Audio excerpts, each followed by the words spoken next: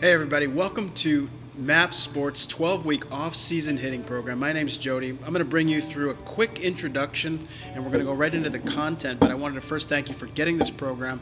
This is a program that I did in an extended version when I was a pro. And this is the first thing that I want you guys to remember is this is something that I did specifically every single day for our off seasons. This is baseball and softball related. You can use them for either sport.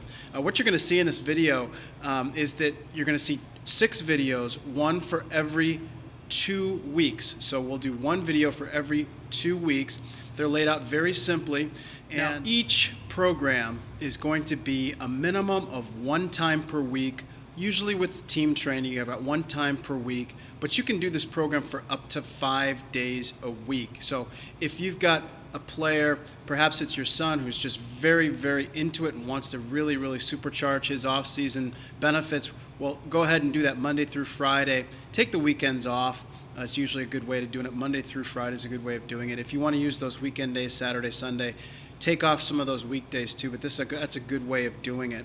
You're going to go right into your tee work or your pre-tee work. In the beginning, there's some pre-tee exercises that we're going to ask you to do. You're going to go from that right into the tee sequence. It's going to be longer in the beginning of the program, much, much shorter as the program goes on, very, very quickly. In fact, that drops down. But you must have your players at or close to game speed in their efforts. The tee is not a workout warm-up mechanism. It is work. So you want people to come in immediately and get their work immediately at or close to game speed. Now, why do I harp on that so much in our programs here with MAP? Well, it's because when you don't work your body and your central nervous system at or close to game speed, and then you ask your body to go at a pace in games that you haven't practiced yet, games become practiced at a different speed.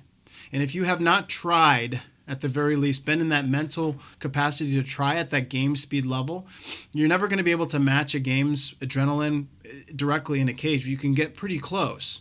And what we're seeking to do is to be able to get enough reps at that game speed level so that when the game starts, it's a little bit closer to what you've been practicing. It'll feel a lot more natural to you. However, if our players are geared to play practice at 50 or 60 or 70%, and then we ask them to go at 80 or 90 or 100% in games, guess what? They're not going to be able to repeat their swings because all of a sudden this is at a speed at which we haven't practiced. So this is a very, very important point. Make sure that you are on your players to be at or close to game speed in their tee sequences and then in their flips later as well. You're going to have an optional exercise time. We're going to give you a subset of options based on how your team hits. You're going to be able to choose one of a handful of options and additional hitting exercises you can do on the tee and then later in front flip fashion with the ball moving to get your players' advancement in their dexterity a little bit more improved, a little bit more sharpened as the off season goes on. And then later, we're going to be doing front flips at that point. Early on, no, but later we're going to be doing front flips, and we're going to end with what we call the line drive contest. Really simply, it is an exercise that takes about 10 minutes. You can break your teams into 2, and it's a really good team-building exercise to end every single day in the off season. So you get the teams broken up. You can compete, and we'll show you how to do that later. But we're real excited to have you, and we'll see you over here in a second with a further explanation.